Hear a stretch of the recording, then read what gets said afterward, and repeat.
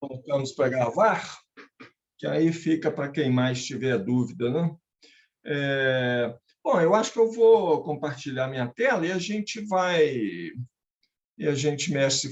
Vamos fazer esse problema primeiro, né? Acho que é melhor fazer isso primeiro. Eu espero que não. Bom, vocês devem estar vendo aí, se eu compartilhei a tela correta,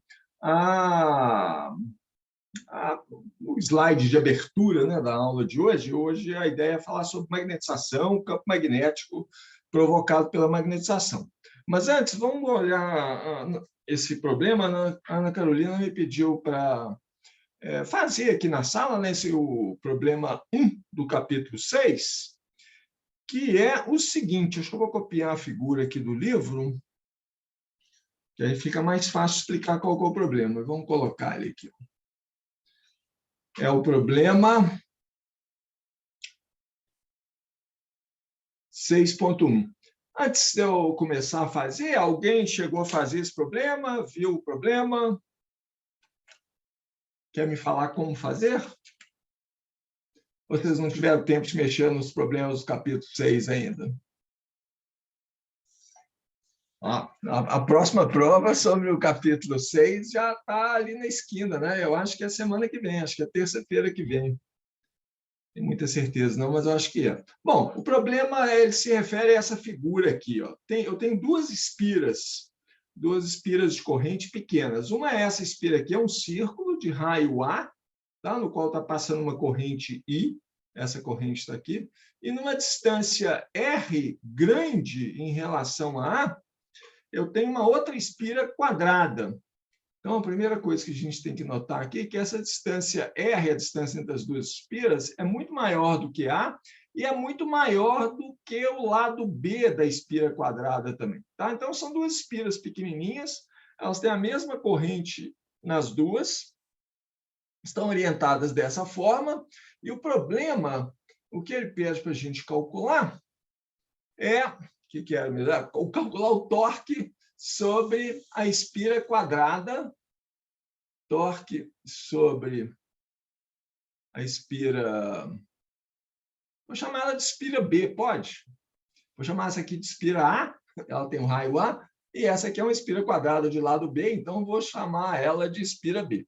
É o torque sobre a espira B devido à corrente que passa na espira A.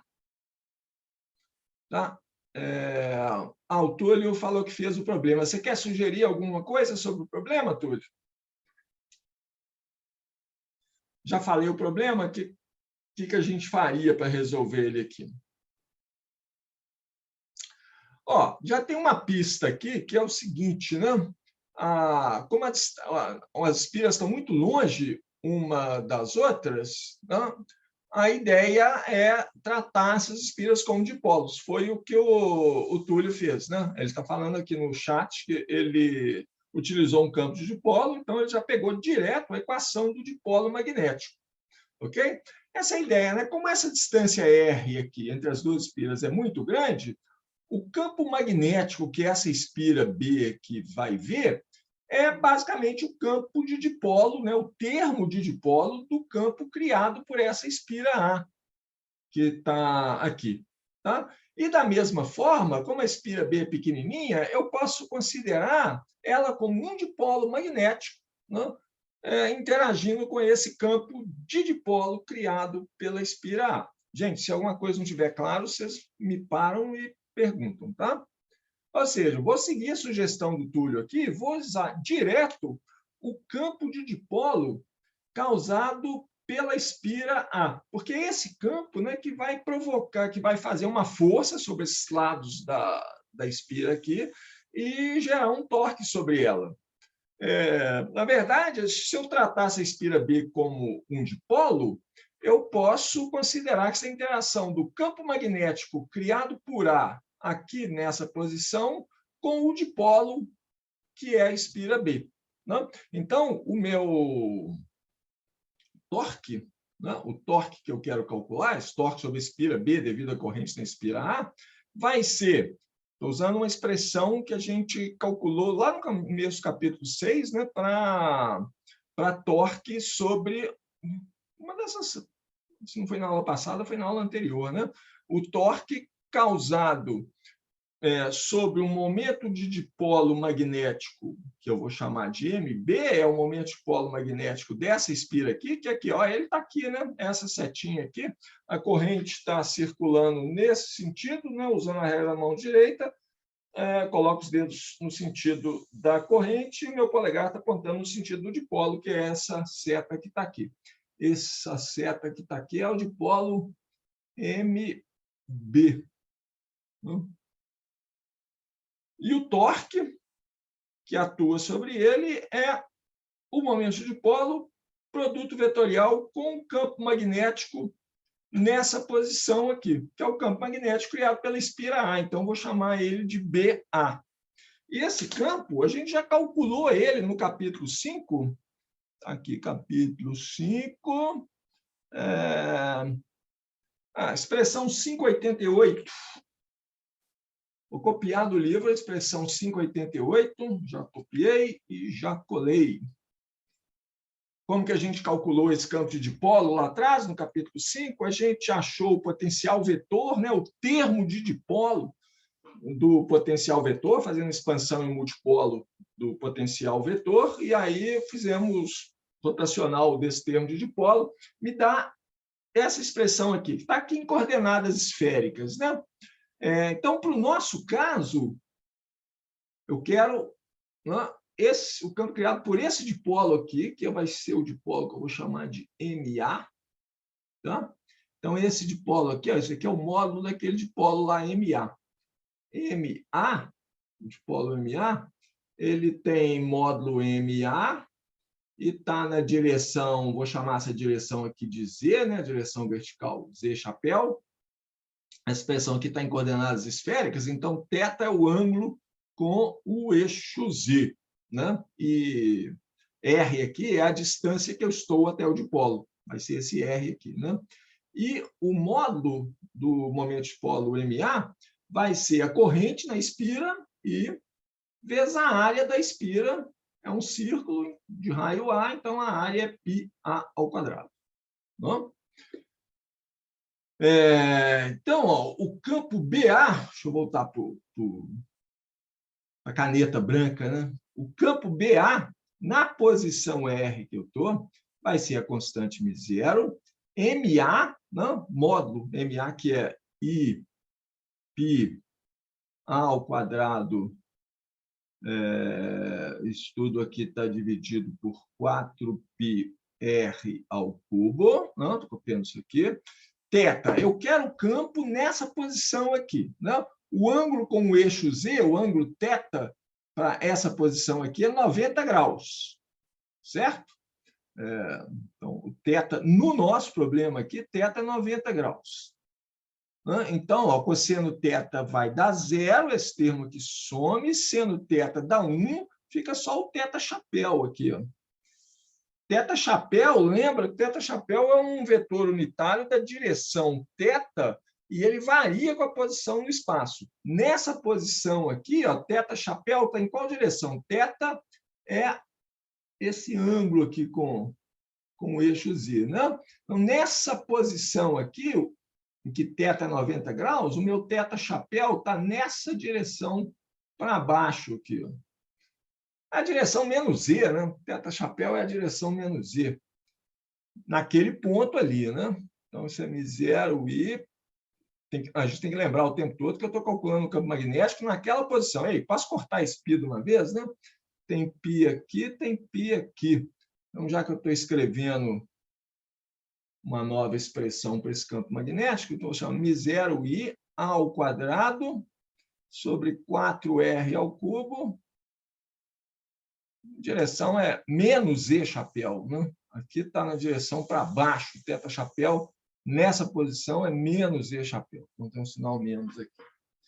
Ó, então eu já tenho esse campo, eu preciso saber esse dipolo MB aqui. O dipolo MB é o momento de dipolo dessa espira, na quadrada aqui, que vai ser a corrente que está passando nela, vezes a área da espira, é um quadrado de lado B, então a área é B ao quadrado, E a direção desse momento de dipolo é essa direção aqui, né? Dado uso a regra da mão direita, os dedos na posição da corrente, é a direção dessa setinha que está aqui. Essa setinha escura que está aqui é exatamente o momento de dipolo dessa espira. Bom, podia chamar essa direção de R chapéu, né? Porque esse R aqui, mas pode ser um pouco confuso. Vou chamar de Y. É o Y ou é o X, hein? Y, Z está para cima, Y. Né? Então, vou chamar isso aqui de direção Y chapéu, né? Que vai ser essa direção aqui. Ó. Esse negócio, meu desenho está começando a ficar complicado. Né? Ó, então, eu vou deixar tudo claro aqui. Teta chapéu aqui é a mesma coisa que menos E chapéu, para esse ponto do espaço. Né? E essa direção que vem para cá, a direção desse momento de polo MB, é a direção que eu estou chamando de Y chapéu. Né? Muito bem. Ok, então é só fazer esse produto vetorial aqui. Né? O torque, então, sobre a espira quadrada, vai ser o MB, que é módulo IB ao quadrado. Vou deixar o produto vetorial entre os vetores unitário y chapéu e θ chapéu para depois. Não, vou colocar essas coisas aqui. Ó. Tem a constante μ0, i ao quadrado, estou colocando o BA aqui agora, né? Dividido por 4r ao cubo. Θ chapéu ou menos e chapéu, né? Já que a gente colocou em coordenadas.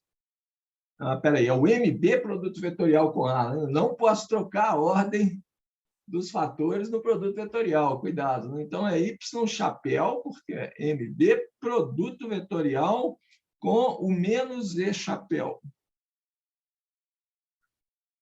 Isso aqui vai dar o quê? Y está para cá. A gente tem que girar aqui. Né? Menos E chapéu está para baixo. Isso aqui dá um vetor unitário que está entrando na tela, no plano desse desenho aqui. Né? Quer dizer, o desenho está meio em perspectiva. Né? É um vetor unitário que está nessa direção aqui. Ó. Se isso aqui é Z, se essa direção aqui é o MA, aqui é MA Z chapéu, né? Isso aqui é Y. Eu fiz Y, produto vetorial com menos E, dá um vetor na direção que é o menos X, né? Esse aqui. Não vou escrever ele não, porque está ficando muito embolado esse desenho. Tá? Esse aqui, o θ chapéu, eu vou deixar aqui. Mas isso aqui, então, dá menos X chapéu. Né? Y chapéu com menos E chapéu. É a direção ali entrando perpendicular tanto ao Y quanto ao Z. Acabou. Não? Isso aqui, então, me diz que o torque só escrever de um jeito mais bonitinho, né? Então, aparece I duas vezes, então vai ficar μ0 sobre 4. Esqueci desse B aqui, né? Eu coloquei o I. Não, B está ali. I ao quadrado, B ao quadrado. Está aqui. Então, dá I ao quadrado, B ao quadrado. Isso está coerente? Acho que está, né? Tudo isso dividido pelo R ao cubo. Não? Essa distância entre as duas espiras. E isso aqui está na direção menos X chapéu. Quer dizer, esse torque, um torque que está apontando nessa direção, né? Se vocês estão me vendo aí, está apontando nessa direção, menos X chapéu, ele tende a girar a espira, né? Nesse sentido aqui. Ela vai tentar fazer esse movimento aqui com a espira. Branco em cima de branco não dá certo. Vai tentar fazer esse movimento aqui com a espira, né? Vai tender a alinhar o momento de dipolo na direção menos E, né? Que acho que é a segunda parte do problema. Né? Isso mesmo, a segunda parte é pensar na situação de equilíbrio, se essa espira quadrada é livre para girar, qual vai ser a posição de equilíbrio dela? Qual a posição que o torque é zero? É quando o momento de dipolo está alinhado na direção menos E. Né? O torque vai girar ele até ele ficar antiparalelo com o dipolo da primeira espira. Ou seja, ele vai estar na direção, esse momento de dipolo vai estar na direção do campo magnético, naquela posição. O campo magnético criado por essa espira, nessa posição aqui, ó, o BA, ele está na direção menos Z chapéu. Ele está apontando para baixo aqui. Isso é o que a gente sabe, né? O torque feito por um campo magnético sobre um momento de dipolo magnético tende a alinhar o momento de dipolo magnético com esse campo. Então, o campo ali está na direção menos E, no sentido menos E, a posição de equilíbrio daquele dipolo é a direção do campo naquela posição. A direção menos E chapéu. Concorda com o seu resultado, Túlio? Ana Carolina, que tal? Esclarecer a dúvida que você tinha? Esclareceu, eu não estava conseguindo fazer, no caso, o campo do primeiro, sabe, a influência dele no segundo. Mas agora eu entendi. Ok. Em certo sentido, eu roubei ele, né? Porque eu não calculei esse campo, eu já escrevi ele direto aqui, né? Mas o cálculo dele está lá no capítulo 5. Opa, o que eu fiz aqui? Um Ctrl Z aqui. Não. Menos Z chapéu. Apareceu. Aquele A ali que eu mexi com ele, né? Esse campo que está aqui, né, de dipolo, a gente calcula ele no capítulo 5. O macete aqui, então, foi só fazer isso, enxergar o campo produzido por essa espira como o campo de um dipolo magnético. Por quê? Porque eu estou querendo esse campo numa distância muito grande em relação ao tamanho da espira. E segunda coisa, né, o segundo pulo do gato desse problema, é enxergar essa espira aqui como um dipolo magnético. Por que eu posso fazer isso? Porque ela é pequena, né, em relação à distância envolvida.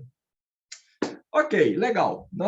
Se der tempo, a gente faz mais um problema aí do capítulo 6 hoje, mas vamos seguir em frente, se vocês não tiverem mais perguntas, porque hoje o que eu quero fazer, meu plano principal para hoje, é calcular qual é o campo magnético produzido por um material magnetizado. Né? O que é um material magnetizado? Na aula passada, a gente viu que a aplicação de um campo externo, né? A aplicação de um campo externo em um material, agora a gente não está mais falando de vácuo, estou falando de um material. A aplicação de campo externo leva a uma magnetização desse meu material.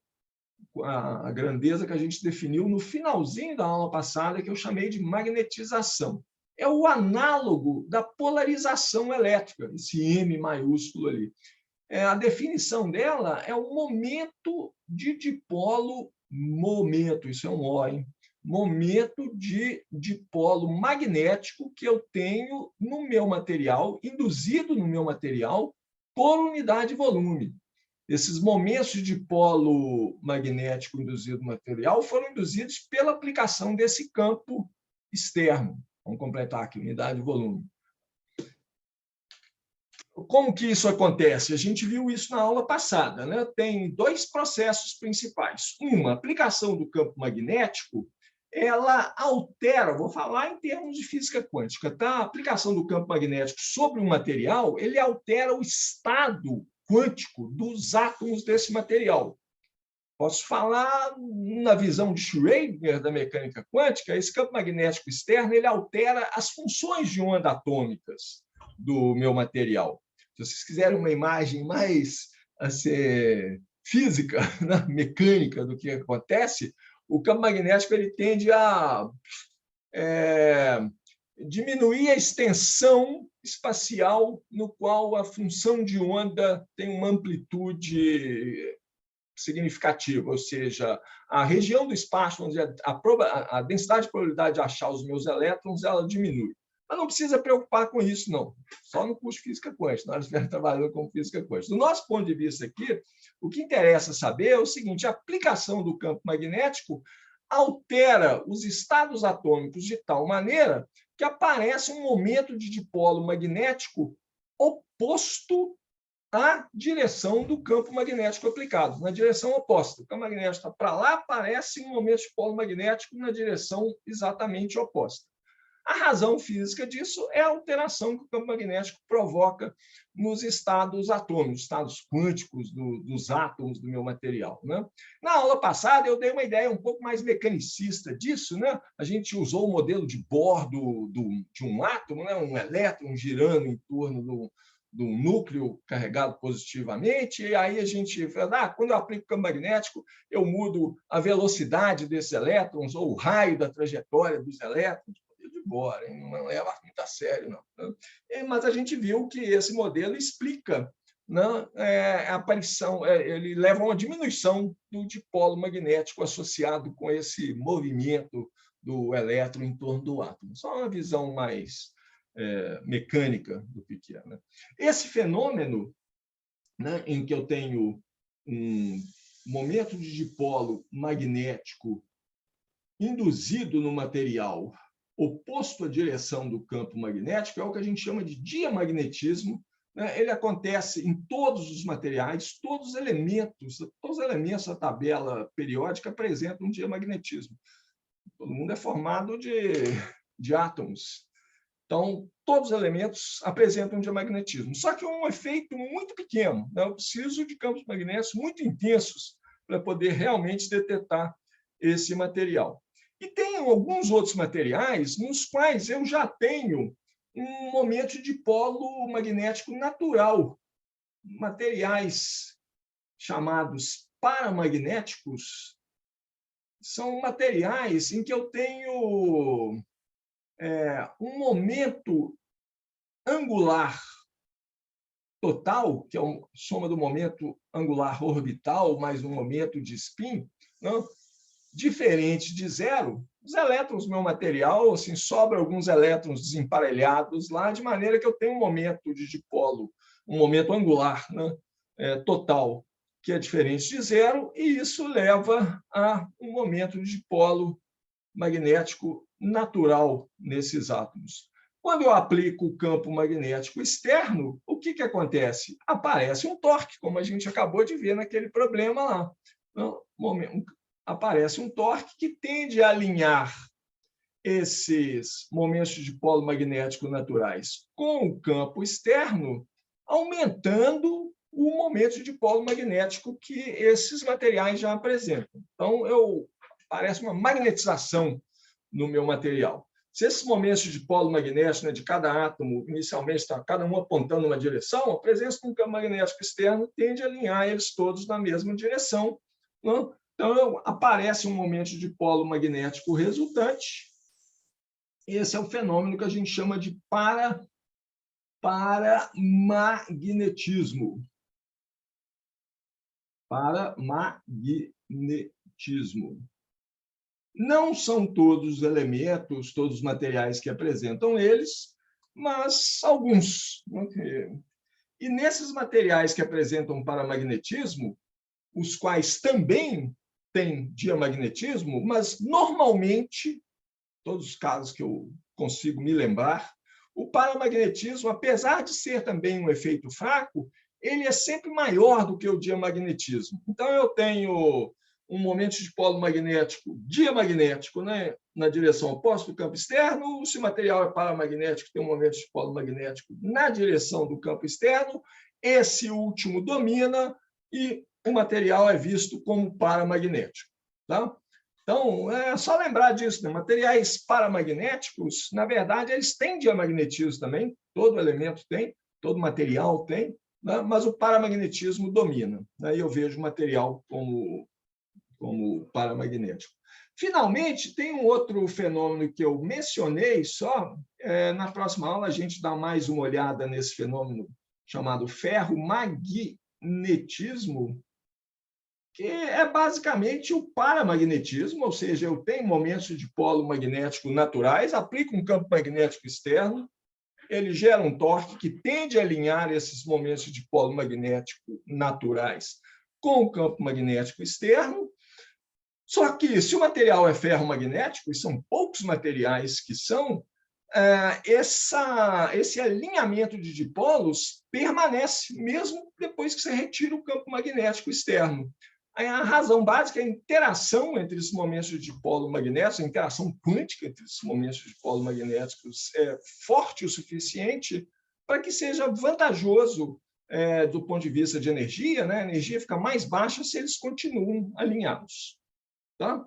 Bom, mas resumo de toda essa história, que seja qual for o fenômeno dominante do meu material, seja ele o diamagnetismo, é um efeito muito fraco, mas está sempre lá, né? Seja ele o paramagnetismo, um tiquinho mais forte que o diamagnetismo, domina, mas está presente em alguns materiais, ou seja, ferromagnetismo, está escrito certo? Espero que sim.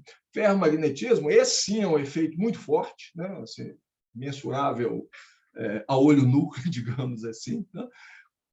Para qualquer um desses três, né, o resultado é que o seguinte, eu vou ter no meu material uma magnetização M, tá? Momento de polo magnético por unidade de volume. É exatamente similar à polarização elétrica que a gente estudou antes. Na aplicação de um campo elétrico externo, gera momentos de dipolo elétricos no meu material, induz momentos de polo elétricos.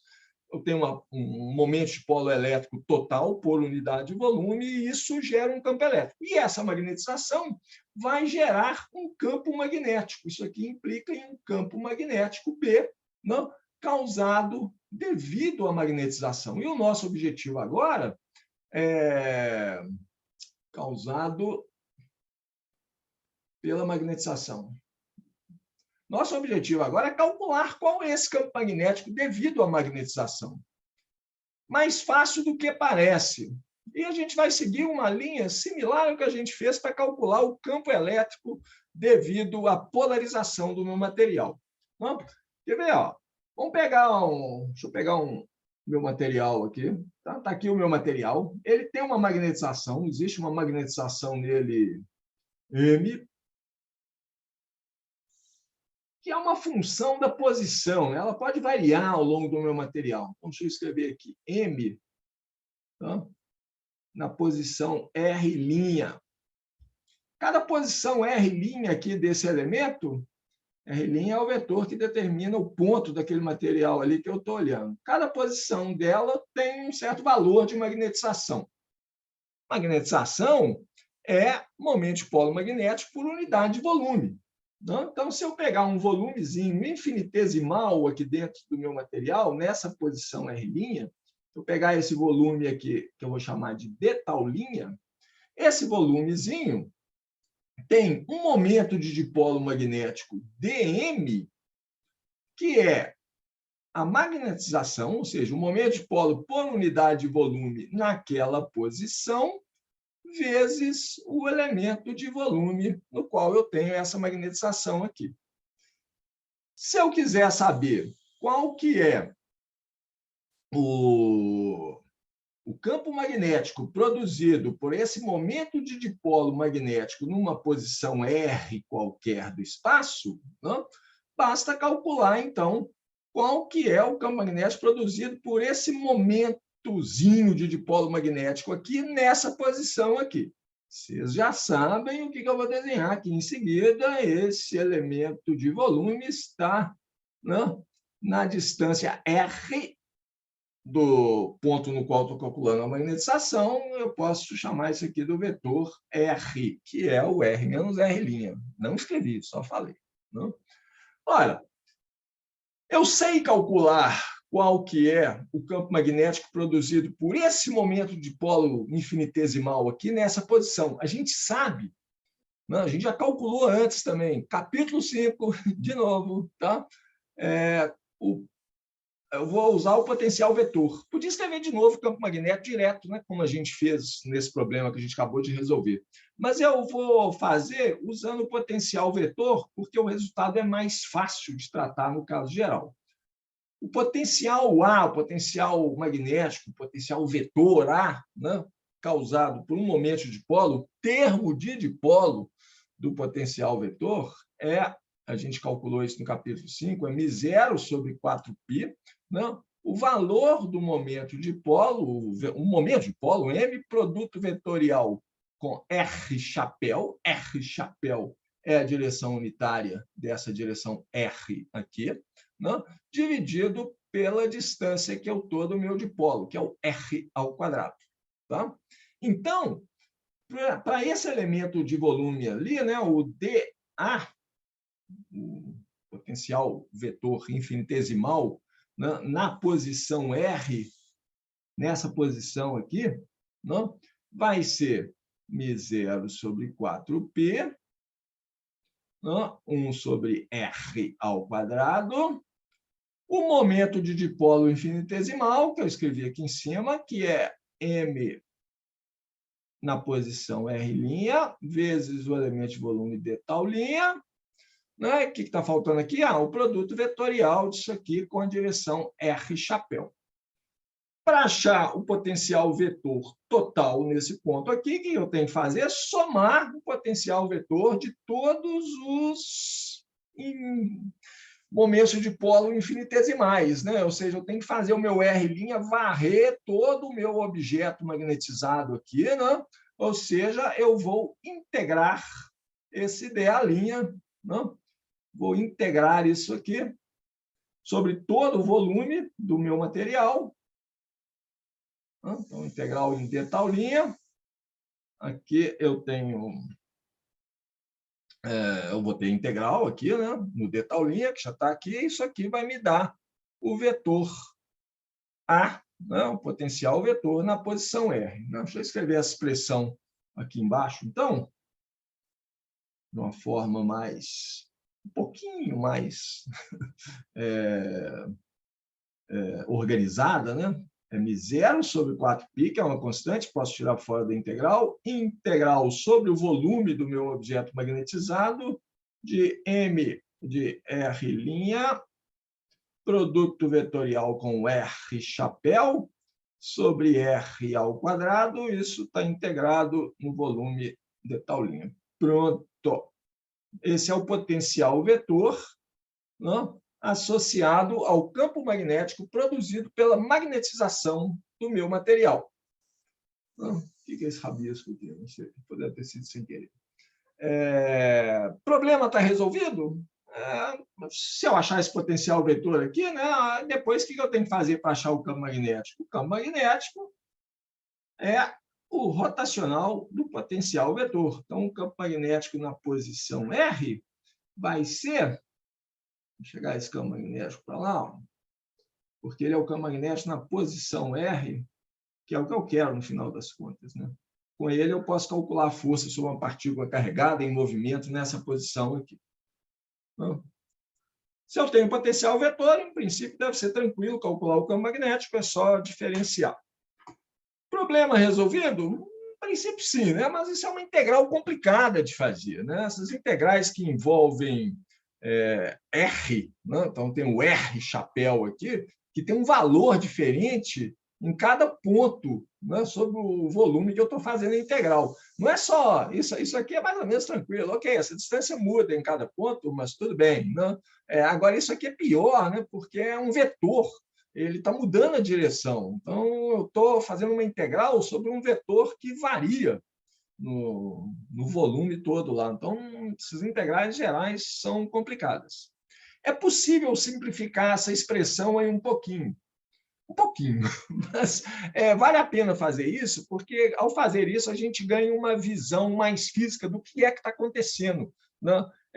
O que é que está por trás desse potencial vetor aqui, o que é que está por trás desse campo magnético, qual que é a origem desse campo magnético gerado pela magnetização, origem física. Então, vamos fazer isso. Nós vamos ter que fazer um pouquinho de matemática para chegar nessa conta ali, mas acho que a gente tem tempo para isso. Se vocês tiverem paciência. Só um pouquinho de matemática, que é uma coisa legal, né? A gente está aqui porque a gente gosta de matemática. Pelo menos um pouquinho. Ok, o que eu vou fazer? Eu vou usar um resultado que certamente a gente deve ter passado por ele aqui. Olha aqui, eu vou escrever essa expressão lá na outra página. Será que eu consigo copiar ela? Consigo. Copia. Aí eu posso passar para a página seguinte, simplesmente colo ela aqui, mas eu vou dar uma metidinha nela. Primeiro eu vou tirar essa moldura aqui, que já destaquei ela lá antes. A segunda coisa que eu vou fazer eu vou tirar esse r ao quadrado, não estou mudando a expressão, não, tá? Só estou organizando isso aqui para falar, olha, isso aqui eu posso olhar isso aqui, ó, como integral sobre um vetor, que é produto vetorial, com um outro vetor, que é esse r chapéu sobre r ao quadrado aqui. Tá? R chapéu sobre r ao quadrado, R chapéu sobre R ao quadrado, isso aqui é o gradiente linha de 1 sobre R. Eu já não me lembro mais, tem tantas expressões desse tipo que eu não me lembro mais quais que a gente já fez, quais que a gente não fez. Mas se você não lembra, está lá feito no capítulo 1, se não for num dos problemas, a gente fez. Mas é fácil fazer na mão, não vou fazer, não precisa entrar em pânico, só vou lembrar o que é isso aqui, né? O que é gradiente linha? São as derivadas em relação às coordenadas linha, d de x' na direção x', chapéu, né?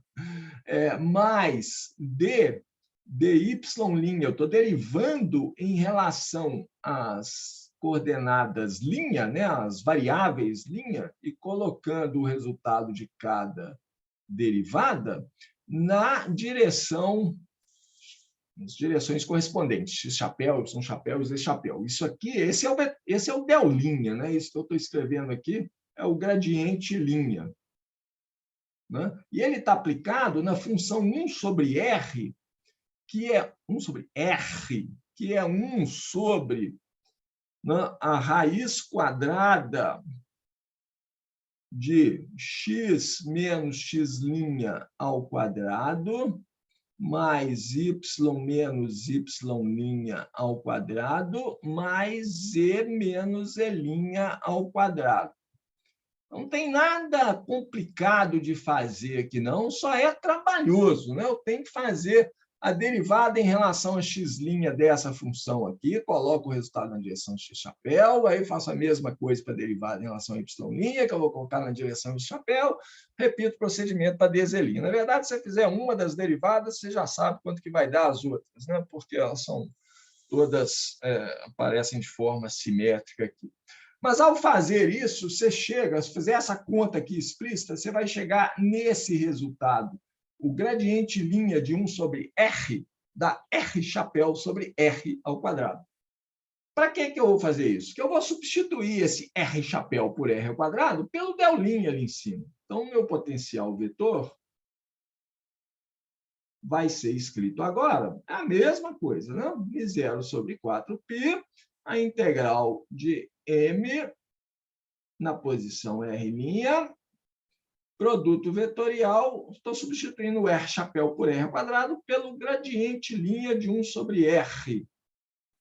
Isso tudo está integrado em delta'. A integral ficou mais simples? Não, né? Na verdade, parece até que ficou mais complicada. Mas essa integral aqui, colocando dessa forma, eu posso fazer essa integral por partes, usando uma dessas regras de produto. Usando a regra de produto, eu tenho relações, né? Tem várias relações sobre esses produtos de vetores, envolvendo gradientes rotacionais, etc. As mais importantes estão tabeladas lá no nosso livro-texto, um apêndice lá no final, ou na contracapa, dependendo da edição do livro que vocês tiverem. Eu vou copiar essa tal regra 7 aqui. Todas estão tabeladas lá, porque é conveniente, né? Você não tem que sair deduzindo as expressões cada vez que você precisa delas. Mas vou colocar nesse cantinho aqui, ó, copiando ela lá do livro. Será que eu posso diminuir ela um pouquinho? Eu queria deixar o resultado aqui. A regra de produto 7 é essa de cá. Então, expressões é fácil demonstrar, né? Se você já sabe isso aqui, você calcula explicitamente, né? O cálculo rotacional dessa função f, né, multiplicada por um vetor a qualquer, dá isso aqui, calculo lá de cá, calculo lá de lá, vê que dá uma igualdade. Isso aqui está para uma função f qualquer, né, e um vetor a qualquer. No nosso caso, eu quero aplicar isso para reescrever essa expressão aqui, ou seja, esse vetor A que aparece aqui é o nosso M, tá? Então, o A aqui vai ser o M. E essa função f é um 1 sobre R. A função f aqui é 1 sobre R. Aparece ela aqui de novo, a função f é 1 sobre R. Esse aqui é o gradiente de 1 sobre R. Então, ó, o que está escrito aqui dentro da integral, o nosso integrando aqui, é esse termo aqui. Ó. Eu tenho o vetor M, produto vetorial com o gradiente da função, 1 sobre R. Não? Então, eu posso escrever, tá?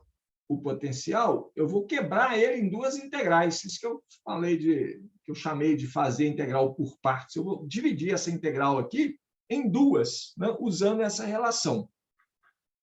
Então, a primeira integral vai ser... Bom, eu preciso de uma expressão para esse integrando. Então, eu mudo isso para o lado de lá e esse vem para o lado de cá. Então, isso aqui que vai vir primeiro. Aqui. Vai vir a integral do rotacional do vetor, que é o rotacional de M. Não vou ficar escrevendo M de R' o tempo todo, não, tá? Eu vou deixar o del' aqui, né? Talvez devesse deixar, né? Porque é importante distinguir essas coisas. Bom, essa expressão aqui foi feita para o gradiente normal, né? Mas é claro que ela serve para o gradiente linha também, se isso aqui, essa função f é uma função das coordenadas linha, e esse vetor é uma função das coordenadas linha também, que é o nosso caso. 1 sobre R é função das coordenadas linha, e o nosso vetor depende das coordenadas linhas. Então, ó, isso aqui dá o d', produto vetorial com R', vezes a função, que é 1 sobre R, né? É esse termo aqui que eu estou calculando. Não, é esse termo aqui que eu estou pondo lá, né? 1 sobre R vezes o rotacional do vetor, integrado em d'. Né? Coloquei essa de cá. Agora, tem que subtrair esse termo aqui. Então, vai ficar menos μ0 sobre 4π da integral no volume do rotacional. É esse aqui mesmo, né? Rotacional de M de R' sobre R integrado em d'.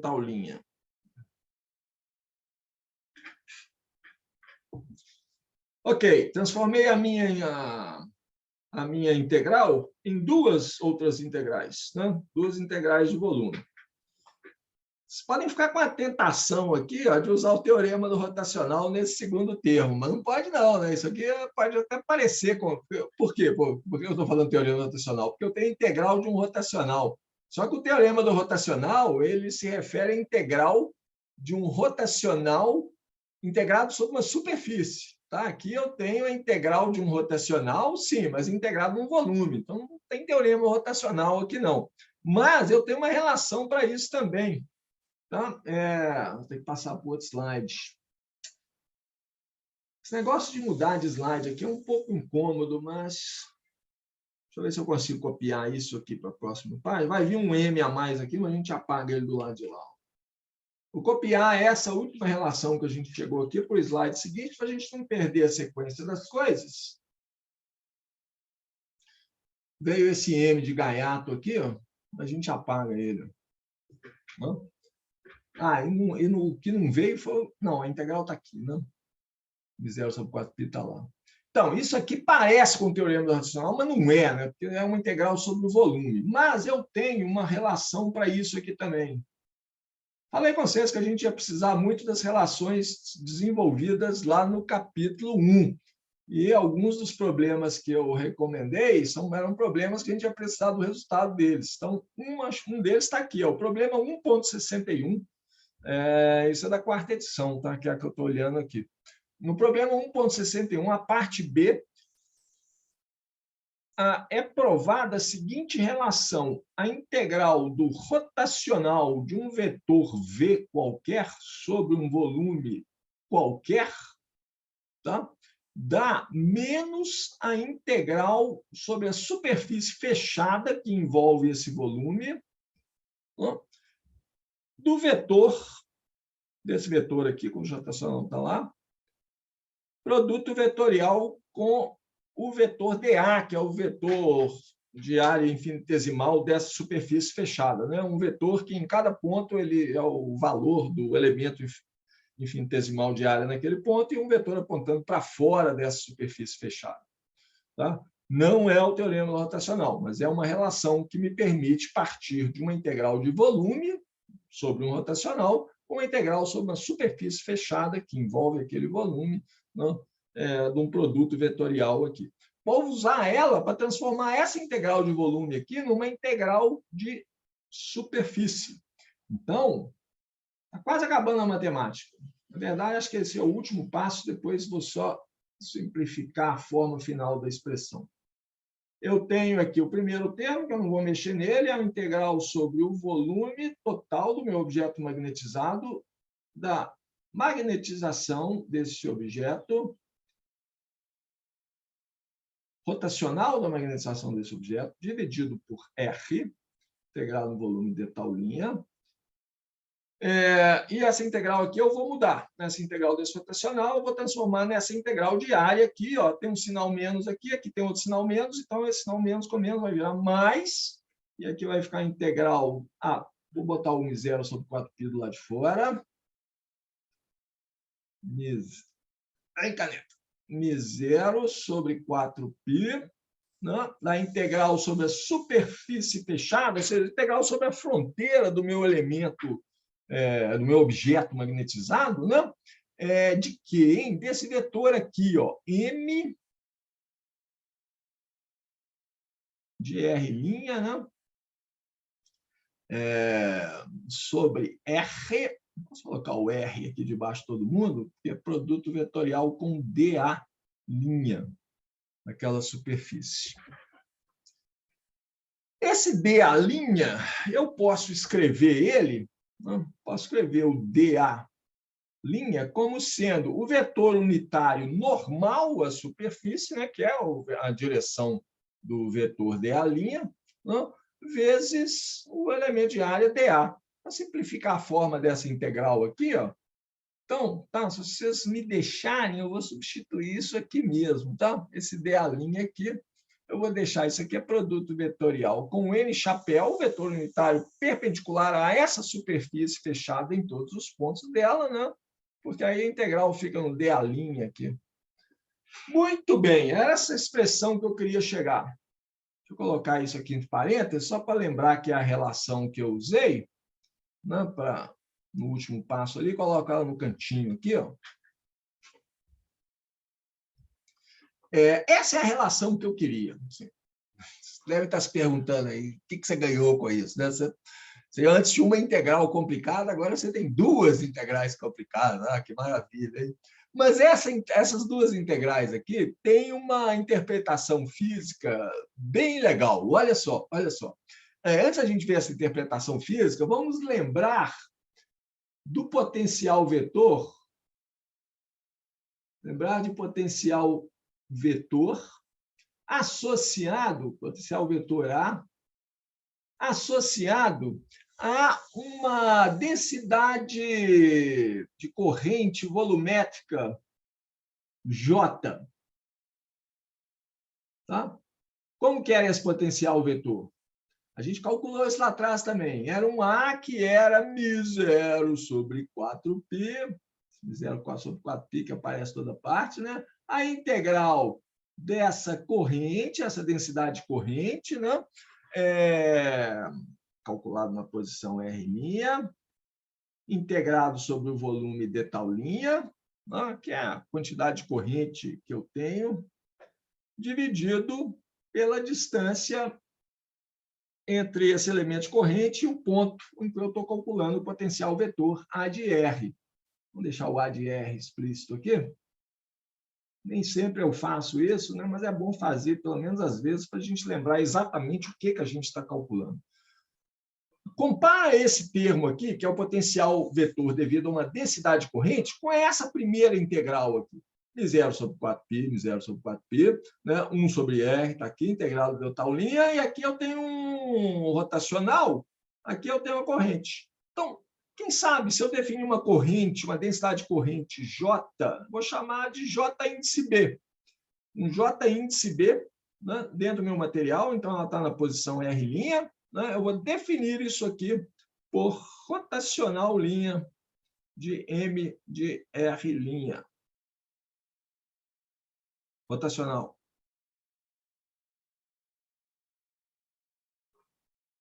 Isso aqui vai ser o que eu vou chamar de densidade corrente ligada. Esse B aqui vem do inglês bound, né? Eu preferia usar em vez de L ligado, mas eu quero diferenciar depois ligado de livre, e livre também começa com L. Então, deixei com B aqui mesmo.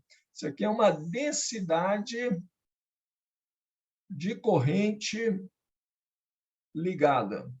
É uma definição, tá? Para essa definição ser coerente, até esse momento aqui, é simplesmente uma definição matemática. Para ela ser coerente, eu poder falar, isso aqui é uma densidade corrente, eu posso verificar se as dimensões, né, se as unidades disso aqui são as mesmas unidades desse rotacional. Exercício para casa para vocês, tá? Deve ser, né? Porque se você comparar essa expressão potencial vetor de uma densidade corrente com essa expressão aqui, você vê que elas são formalmente iguais, né? Isso aqui, então, deve ter as unidades de densidade de corrente. Agora, eu estou lembrando do potencial vetor devido a uma densidade corrente volumétrica. E o potencial vetor devido a uma densidade corrente superficial. Como é que ele era? É uma coisa similar a isso aqui, né? Só que é uma densidade corrente superficial. Então, a integral é uma integral sobre uma superfície. Isso era μ0 sobre 4π. A integral sobre uma superfície dessa densidade de corrente, K de R', integrado em dA', né, dividido pelo mesmo R. Isso aqui integrado sobre uma superfície, lá de cima integrado sobre um volume. Compara esse potencial vetor de uma densidade causada ligado a uma densidade corrente superficial com essa segunda integral da nossa expressão para o potencial vetor. Esse aqui é o potencial vetor associado ao campo magnético criado por um objeto magnetizado com magnetização M, né? A primeira integral a gente viu que é análogo a uma integral a um potencial vetor de uma densidade, de uma certa densidade corrente, que eu chamei de corrente ligada, que é esse rotacional de M. Né? E a segunda integral, essa que está aqui, é análoga ao potencial vetor causado por uma densidade corrente superficial, uma densidade corrente nessa superfície fechada que cerca o meu volume, né, magnetizado. Desde que eu defina uma densidade de corrente superficial, isso aqui é uma corrente que passa por unidade de comprimento perpendicular à direção da corrente, né? Eu vou definir esse K índice B, é uma densidade de corrente superficial ligada, na posição R', por definição, ela vai ser isso aqui, ó, é a magnetização na posição R', produto vetorial com o vetor normal à superfície naquele ponto R', lá que eu estou olhando essa magnetização. Definir duas densidades de corrente ligadas, tá? Então, eu posso escrever a expressão para o potencial vetor ligado à magnetização com uma soma dessas duas coisas. Vou levar essas expressões para a próxima página, não vou copiar, não. Vou escrever de novo, porque eu vou tirar aqueles linhas aqui para escrever de uma forma mais geral, né? A gente definiu a densidade corrente volumétrica ligada, JB, como sendo rotacional de M. Se M estiver expresso em termos de R', você, isso aqui é o gradiente linha. Se M estiver expresso em termos das coordenadas x, y, z, esse aqui é o gradiente normal, envolve as derivadas dx, dy, dz. Né? E definimos também a densidade corrente superficial ligada, KB, né? Que é a magnetização, né? Produto vetorial com o vetor unitário à superfície no qual está passando essa densidade de corrente. Tá? São as densidades de corrente ligadas. E, em termos dela, o potencial vetor fica mais simples de escrever, né? O potencial vetor ligado a uma magnetização, na posição R qualquer, ele é μ0 sobre 4π potencial associado a essa densidade de corrente volumétrica ligada, é JB na posição R', integrado no volume, tal linha, dividido por R, mais o potencial vetor associado a uma densidade de corrente ligada na superfície fechada que envolve aquele volume, né? Que é o K ligado, KB, né? Na posição R'. Opa, D a linha aqui. D a linha dividido por R. Ou seja, a estratégia para calcular o campo magnético ligado a uma magnetização, não? Muitas vezes, na grande maioria das vezes, é a seguinte: você sabe a magnetização do objeto. A magnetização do meu objeto é tanto. O que você faz? Calcule primeiro essas densidades de correntes ligadas. Tá?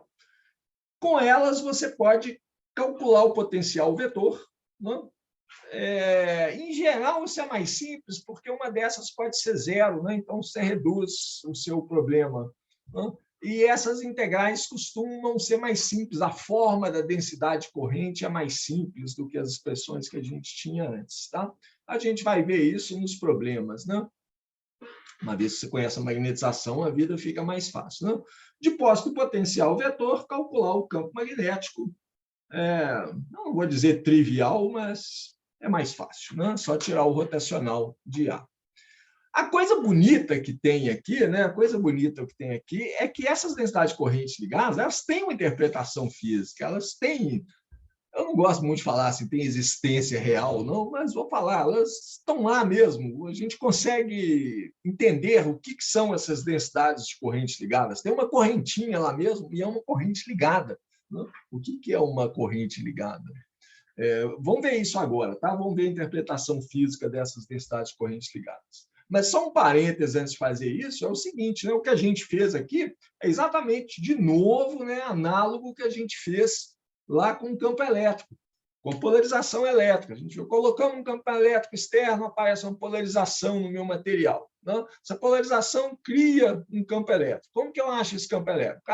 O potencial elétrico associado à polarização pode ser escrito como a soma de um potencial devido a uma densidade de carga ligada, carga volumétrica, mais o potencial V associado a uma densidade superficial de carga ligada. Lá na prova 3, eu pedi para vocês calcularem essas densidades de carga. Uma coisa que muita gente esqueceu é a densidade de carga superficial, ela só existe na superfície.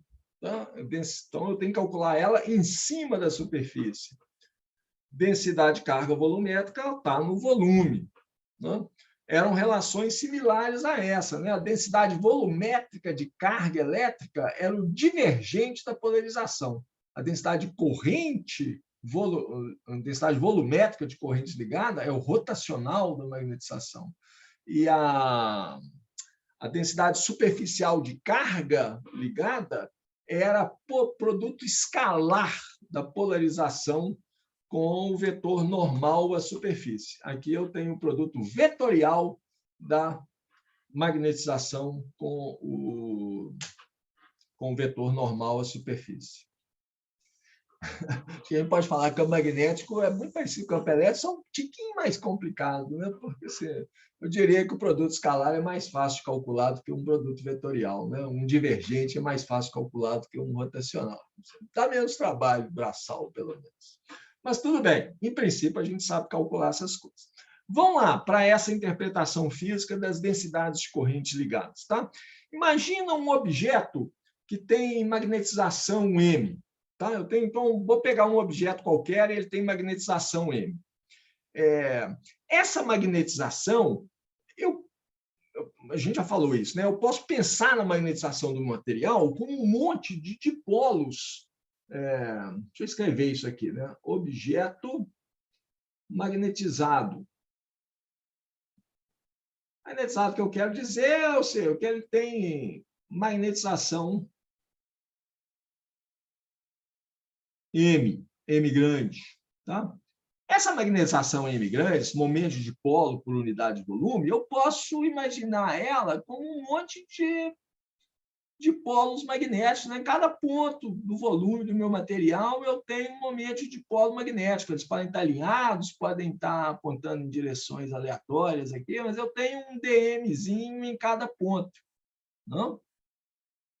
Então, vou pegar um material desse e vamos olhar como que a gente pode representar esses momentos de dipolo magnético, né, que, somados, integrados, né, fazem a magnetização do meu material. Vou copiar uma figura do livro. Eu não vou conseguir fazer uma figura tão bonitinha.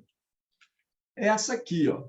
Olha, o meu objeto está aqui. Eu peguei uma placa do meu objeto, para facilitar a nossa vida, é a figura 615 do livro. Peguei uma placa do meu objeto, não? Que tem uma espessura T. Então, a espessura está aqui, ó, a espessura T. Nessa região aqui tem uma magnetização M. Para simplificar, vou imaginar que em toda essa região aqui a magnetização está na mesma direção. Ok? E vamos supor primeiro que ela é uniforme. Tá? Ela tem o mesmo valor em todos os pontos.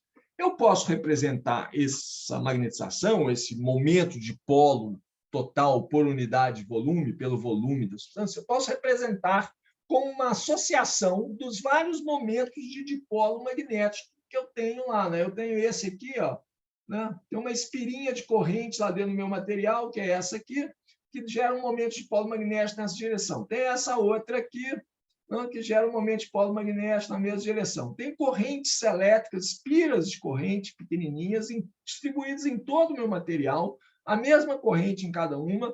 Posso colocar quantas espiras de corrente vocês quiserem. Tá? E eu vou somando todas elas. Né? Lá dentro eu posso sempre fazer um quadradinho, né, de espiras. Quando chega na beirada, eu tenho que dar uma entortadazinha aqui para seguir a beirada. Mas tudo bem. O ponto importante aqui é o seguinte: no interior do material, olha aqui, olha essa corrente aqui, esse pedaço de corrente que passa aqui, né, é cancelado por esse pedaço de corrente que passa aqui. A mesma coisa aqui, né? Esse pedaço de corrente que está andando para cá é cancelado pelo vizinho que está circulando no sentido contrário. O sentido de circulação tem que ser esse aí, em todos os dipolos, né, para poder gerar a magnetização resultante apontando para cima aqui na figura. Conclusão, né? Dentro do meu material, todas as correntes se cancelam. A corrente que sobra é essa parte aqui que está na superfície. Ó, esse pedaço de corrente aqui também, né? Esse pedaço de corrente que está vindo aqui, é cancelado por esse pedaço de corrente que está indo ali. Né? Dentro do material, todas essas correntezinhas aqui se cancelam. Só sobra esses pedaços de corrente. Vou pintar eles de amarelo aqui assim, ó. Só sobra esses pedaços de corrente que estão passando pela superfície, não? Porque eles não têm um vizinho do lado para cancelar eles. Ou seja, o resultado final, vou copiar mais uma figura do livro, o resultado, né, de todas essas espiras de corrente aqui é isso aqui. Ó. A corrente que sobra é uma corrente que circula na superfície do meu material. E olha só, essa corrente é uma corrente ligada no seguinte sentido. Ok, o resultado geral, né, é uma corrente que vai andando aqui pela superfície. É a soma desse pedacinho de corrente com esse pedacinho de corrente, com esse pedacinho, com esse pedacinho. Mas nenhum elétron sai daqui e percorre a superfície toda. Esse pedacinho de corrente aqui é uma corrente que está presa nessa região. Esse pedacinho de corrente que está aqui na superfície aqui é uma correntezinha que está presa nessa região. E assim por diante. Né? Cada pedacinho de corrente aqui é uma corrente, né, presa aqui nessa região. Então, é uma corrente ligada nesse sentido. Uma partícula carregada não sai daqui e vai andando pela superfície. Não. Elas ficam dando voltinhas ali, né, no mesmo ponto, né, nesses loops de corrente. Né? Mas o resultado geral é uma corrente circulando por essa superfície. Tá? Não, é uma corrente I, né, que é o valor de corrente de cada uma dessas espiras, que atravessa, né, uma unidade de comprimento, que é a espessura, essa espessura T, né, espessura T. Acho que faltou colocar aqui a espessura T dessa lâmina de material que a gente está considerando. Então, eu tenho uma quantidade corrente por unidade de comprimento e de T. Né? Isso é uma densidade superficial de corrente. Tá? Isso aqui é um K. Não?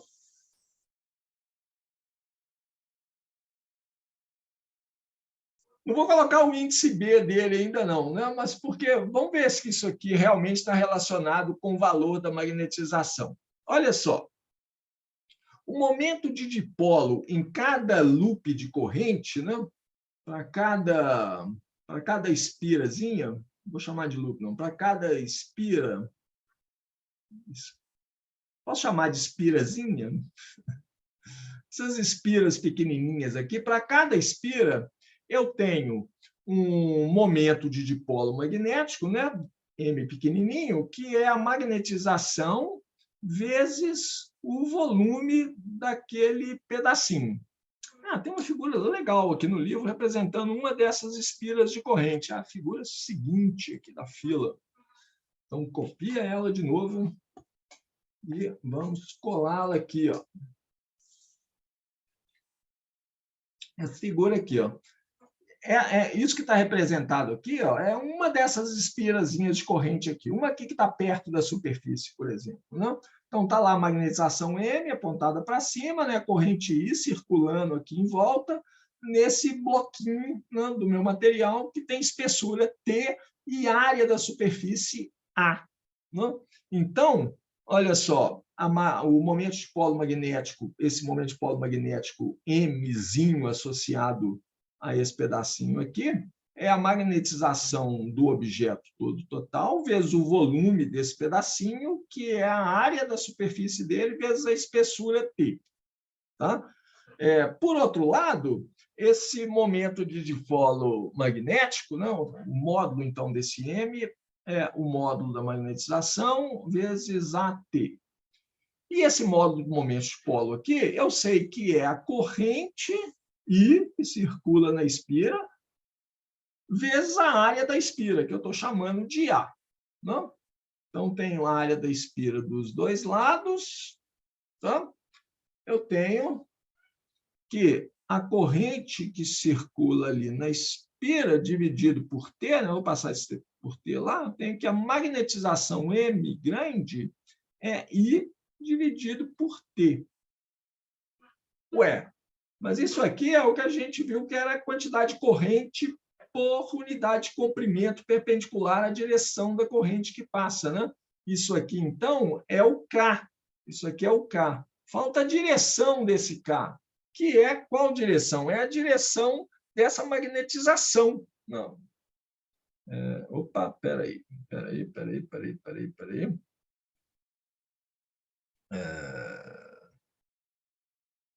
Não, para relacionar com o meu KB lá, né? Não é a direção, a corrente, a direção do K é a direção dessa corrente aqui, essa é a direção que está passando aqui pela superfície. Né? Não é nem a direção N chapéu, nem a direção da magnetização M, é a direção perpendicular às duas. Se a gente fizer o produto vetorial M grande, né? M aqui, com o N chapéu, dá exatamente a direção dessa corrente. Né? Então, eu posso definir o K, né?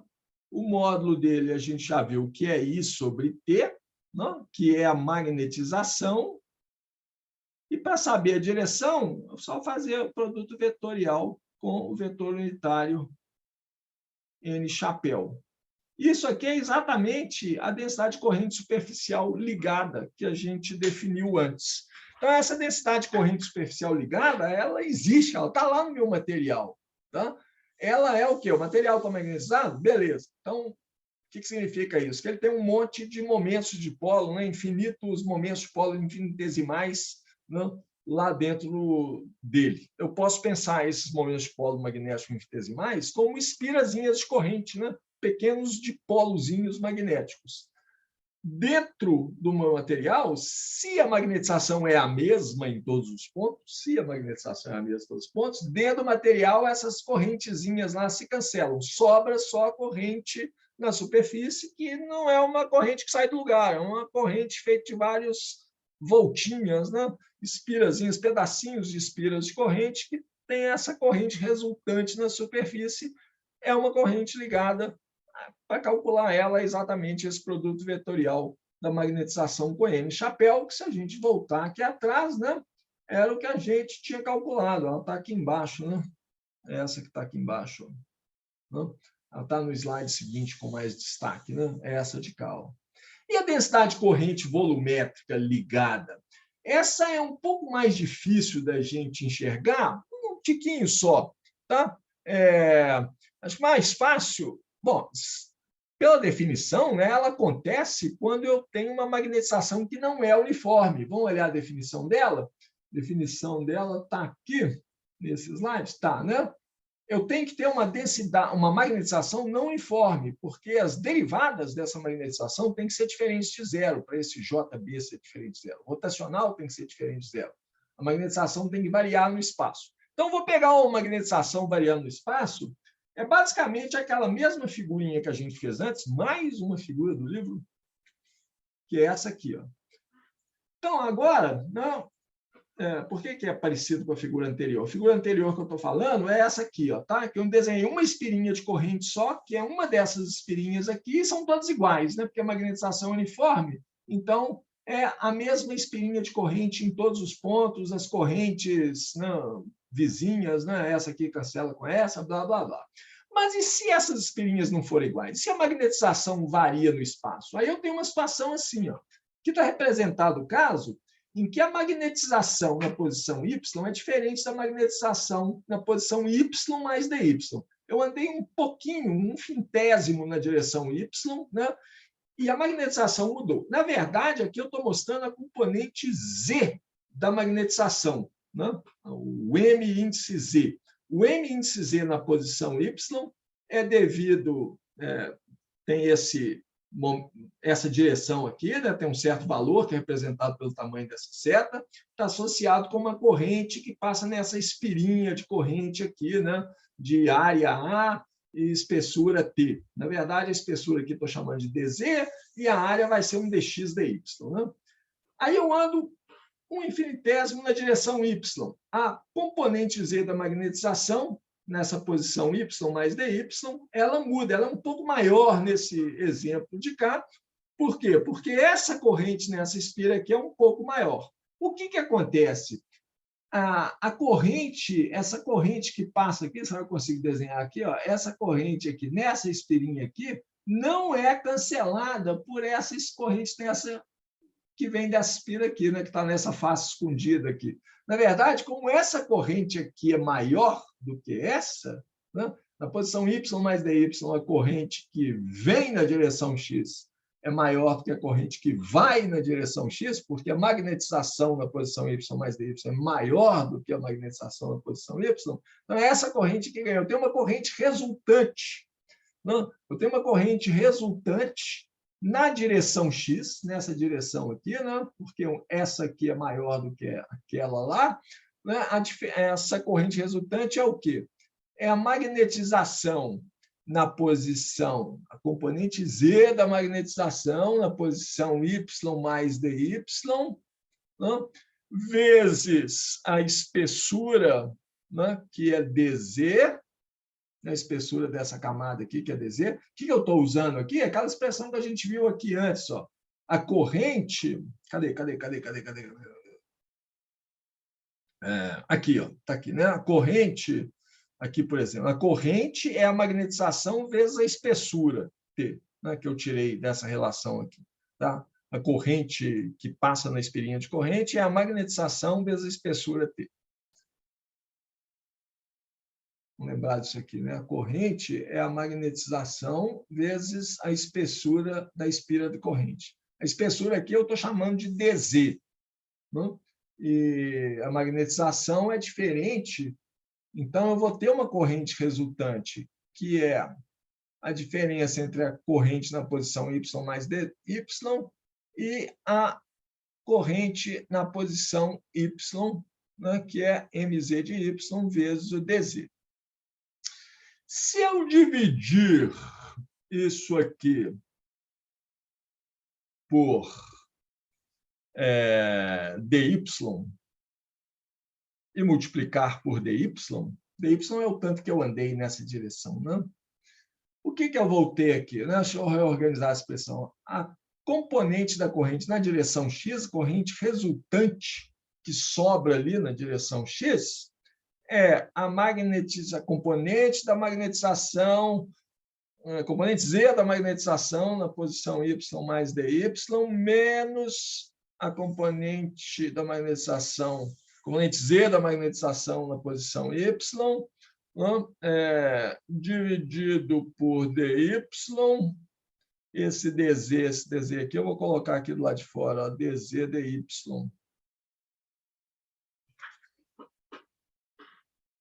Isso aqui parece familiar? Função calculada na posição y mais dy, menos a função na posição y, dividido pelo acréscimo infinitesimal dy. Isso aqui é a derivada de mz em relação a y. Não? E o que é isso aqui? dz dy. dz dy. dy é isso aqui, dz é isso aqui. Ó. É essa superfície, é a área dessa superfície infinitesimal aqui, deixa eu pintá-la de amarelo, é a área dessa superfície infinitesimal, que é a área, né, perpendicular à direção da corrente resultante, a componente x dessa corrente aqui. Essa corrente x está cortando a área dy dz. Ou seja, deixa eu passar isso para o lado de lá, ó, ix dividido por dz dy, né, que é igual a esse dmz dy, isso aqui é uma densidade de corrente volumétrica, não? É a corrente que passa por unidade de área perpendicular à direção da corrente. É um J... Não vou colocar o B ainda, né? Só que é um J na direção X, né? Eu vou chamar ele de J índice X. Mas essa não é a única corrente, né? Uma única contribuição para uma corrente na direção X, não. Se eu tiver uma variação da magnetização na direção Y também, tá? Aqui eu falei assim, na direção... Desculpe. Aqui a magnetização está variando ao longo da direção Y. A componente Z da magnetização variando ao longo da direção Y. Vamos olhar agora a variação da componente Y da magnetização ao longo da direção Z. Uma figura fala mais que 1000 palavras, né? Então, eu vou copiar as figuras do que é que eu estou falando e vou espremer ela nesse canto aqui. Ó. É aqui que você tem que ficar a figura. Há uma figura análoga a essa aqui de cima, né? Só que o que eu estou mostrando aqui agora, ó, é a componente Y da magnetização. E ela muda à medida que eu ando na direção Z. Ela é menor aqui na posição Z do que na posição Z mais dz. A magnetização aqui é maior. Essa magnetização está associada com uma espirazinha de corrente aqui, e a corrente nessa espira aqui de cima é um pouco maior do que a corrente nessa espira.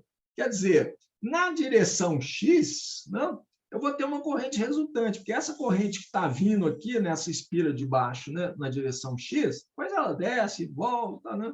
Mas esse pedaço aqui dessa corrente não é cancelado, quer dizer, ela não equilibra com o pedaço de corrente na direção menos x devido à espira de cima. A espira de cima tem uma corrente maior, sobe uma componente na direção menos x.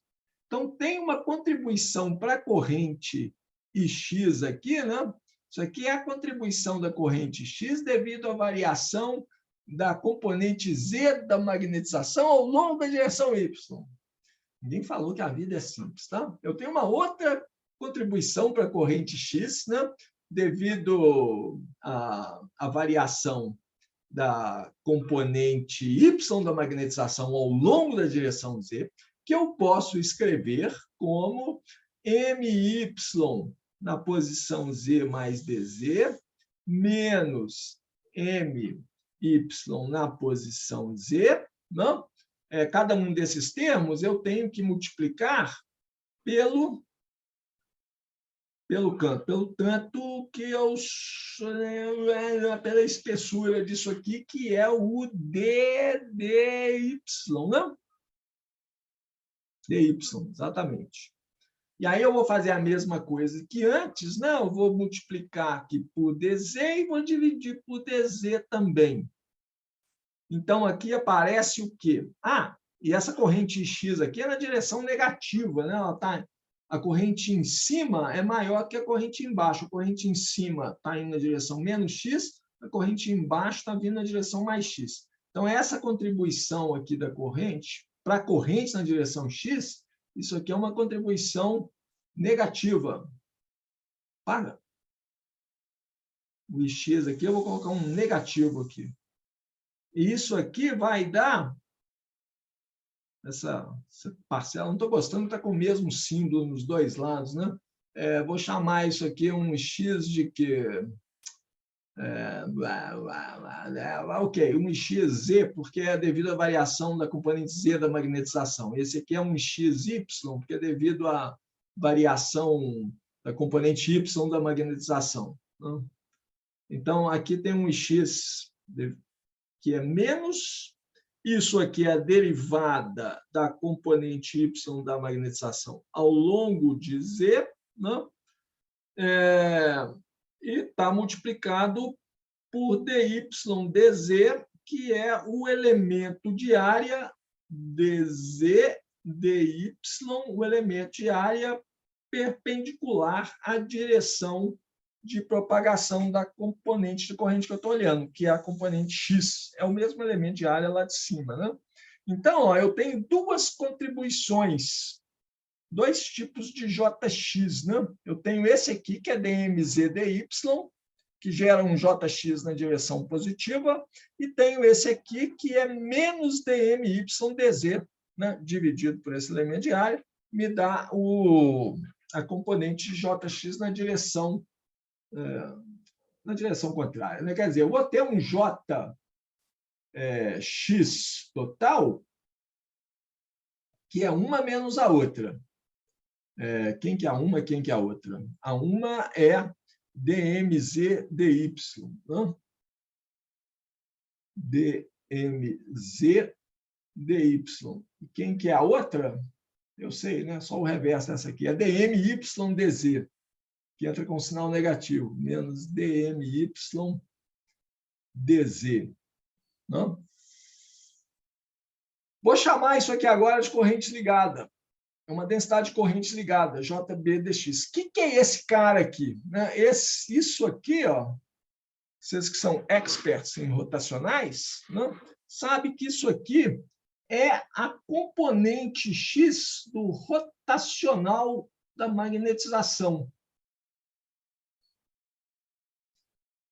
Bom, não vou fazer para as outras contribuições, mas se vocês fizerem, né, para as outras componentes, fazendo, vocês já sabem o que tem que fazer, né? É a mesma coisa. Assim, aí eu vou olhar a variação da componente X da magnetização ao longo da direção Z, e depois vou olhar a variação da componente Z da magnetização ao longo da direção X, e faço o equivalente que a gente fez, né, para gerar esses dois termos aqui, faço para as outras componentes.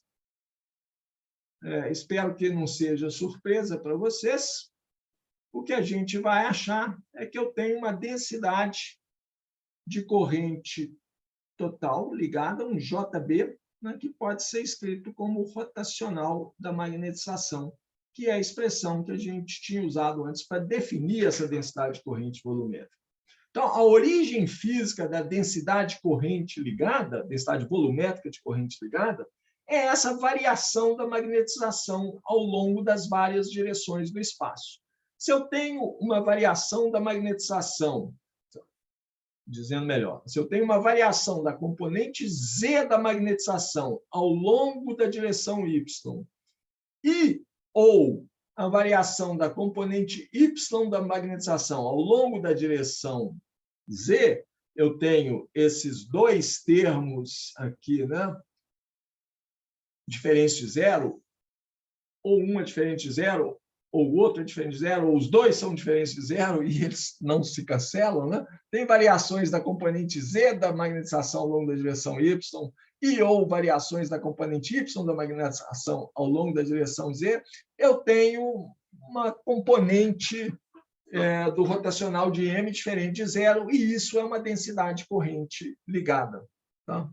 Então, a origem da densidade de corrente ligada volumétrica, qual é o jeito certo de falar? Em densidade volumétrica de corrente ligada, né? Tem que colocar um volumétrica aqui. Volumétrica. A origem dessa densidade volumétrica de corrente ligada é a variação da magnetização dentro do potencial, né? Que está expresso aqui, porque ela é igual ao rotacional da magnetização. Tá? Mas ela existe mesmo, né? Assim, tem correntes lá, é uma corrente ligada, porque ela não sai do lugar, são espiras de correntes localizadas, né? Que estão lá, mas essa não uniformidade na magnetização dá origem a uma corrente resultante, e não é uma corrente que as partículas carregadas saem do lugar, elas ficam dando voltinhas no mesmo ponto, né? Mas o resultado é uma corrente, né? E se chama corrente ligada por causa disso, né? Porque as partículas não saem do lugar. Tem uma coisa interessante de notar aqui agora, né? Quase acabando, hein, gente? Uma coisa interessante de notar. Então, vamos falar uma outra coisa, tá? Já mostrei a origem física, espero que tenha ficado claro. Mas uma coisa que eu lembrei aqui agora, é interessante notar que, se eu tirar o divergente dessa densidade de corrente ligada, pela definição dela, isso aqui é o divergente de um rotacional. Não importa como que é a magnetização, divergente de um rotacional é sempre zero. Tá? É um resultado matemático. Divergente rotacional sempre é nulo. Ponto. Né? Agora, isso aqui implica, então, que a variação de carga ligada no tempo é zero. Né? Lembra da equação de continuidade? O divergente de uma densidade corrente é igual a menos a taxa de variação da carga, da densidade de carga, né, associada a essa corrente no tempo. Aqui é corrente ligada, carga ligada. Então, o divergente da densidade de corrente ligada é zero, isso implica que a carga ligada não varia no tempo também, não. Isso é uma corrente estacionária. É o caso que a gente está considerando. Né? Então, ok, isso é só interessante notar isso, tá? Mas é importante ver que as coisas são coerentes. A gente está trabalhando com correntes estacionárias, né? E, de fato, a nossa corrente não está mudando no tempo, a densidade de carga ligada não está mudando no tempo. Né?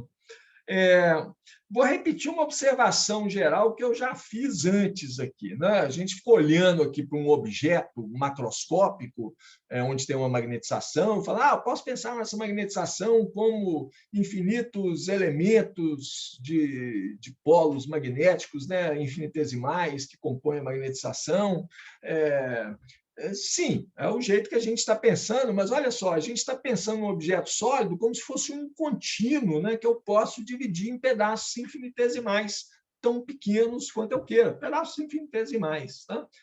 E, na verdade, né, o mundo não é assim, não. Né? Um objeto sólido ele não é contínuo. Tem um átomo aqui, tem outro átomo lá longe. Do ponto de vista dos átomos. Do nosso ponto de vista, eles estão coladinhos. Né? Mas do ponto de vista do átomo, tem um átomo aqui e o outro está meio longe dele ali. Se a gente for olhar mesmo o campo magnético microscópico, ou seja, se eu olhar na escala atômica, o campo magnético entre um átomo e outro, ele dá um pulo gigantesco ao passar de um átomo para o outro. Né? As variações são violentas, microscopicamente falando. Né? O que a gente está fazendo aqui, a gente está imaginando o objeto como um contínuo, né? Que é o jeito que o eletromagnetismo foi desenvolvido. Viu? Na época de Maxwell, etc., né? O magnetismo tomou a forma que o eletromagnetismo, né? Tomou a forma que a gente conhece hoje. Ninguém sabia da existência de átomos, não. Isso é uma hipótese maluca de alguns doidões aí. Né? Ninguém sabia do elétron. Engraçado, né? Se pensar isso, né? O pessoal imaginava sólidos como realmente objetos contínuos. existia a hipótese do átomo, né? Mas não tinha nenhuma prova disso, não era uma teoria física evidente.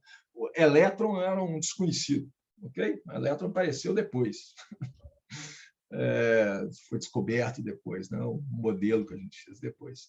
Então, a gente está fazendo a média, na verdade, sobre muitos e muitos átomos. A gente está trabalhando numa escala que eu gosto de chamar de mesoscópica. Não é nem microscópica, não é escala atômica, nem é macroscópico, uma escala gigante. A gente está trabalhando com infinitesimais, né? Elementos infinitesimais do meu material, mas, na verdade, lembra aí, a gente está fazendo uma média sobre alguns milhões ou bilhões de átomos.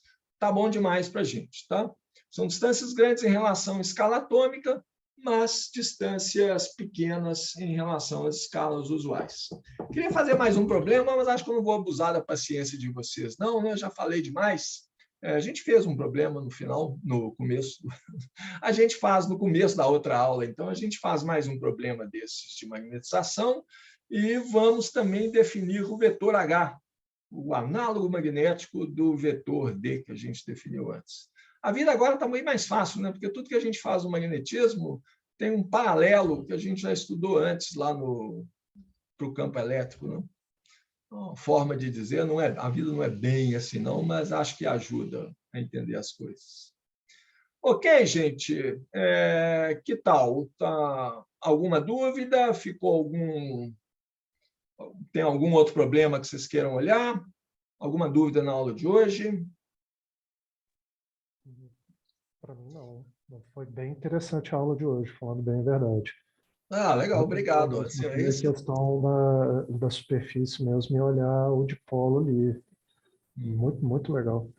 É legal isso, né? Porque você vê as coisas, né?